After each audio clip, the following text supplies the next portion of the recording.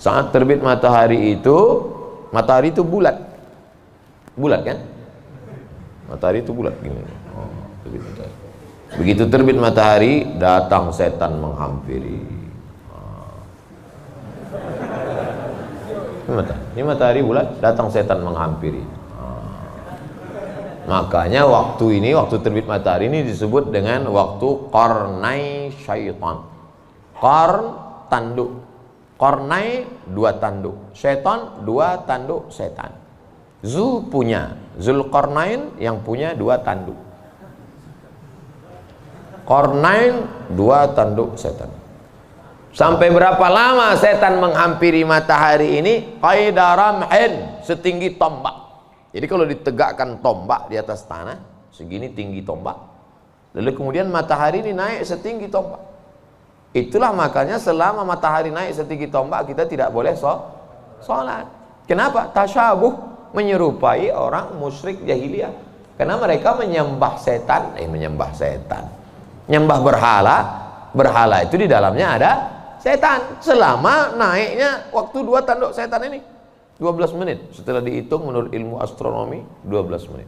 Jadi sekarang jam 6.12 baru boleh sholat sunat isyraq. Maghrib jam berapa?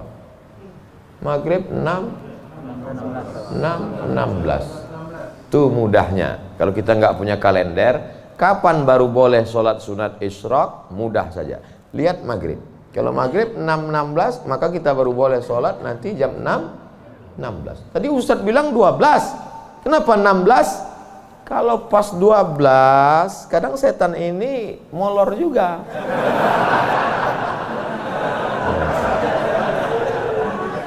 Dia enggak pas jam 12 itu langsung cabut, enggak. Bisa jadi nongkrong-nongkrong dulu, ngopi-ngopi dulu aja. Itu maka dilewatkan, digenapkan, jadi kadang makanya Ustadz kadang sebenarnya waktu dua tanduk setan ini 12. Tapi supaya mudah ngingat atau lebih ihtiyat, lebih hati-hati, maka kita genapkan jadi 15. Itu maka 6.16. Semua ada dalilnya. Lewat 6.16 baru sholat sunat. Usolli sunnatal isyraq raka'ataini lillahi ta'ala. Tapi kata guru saya sholat duha Pak Ustadz. Kalau cukup 3 syarat namanya isyraq. Kalau nggak cukup 3 syarat namanya duha. 3 syarat itu apa? Sholat subuh berjamaah. Setelah sholat subuh berjamaah, duduk berzikir, nggak keluar masjid sampai terbit matahari. Kalau cukup 3 syarat, sholat dia, namanya sholat sunat isyraq. Habis sholat subuh, pulang ke rumah, masak sarapan.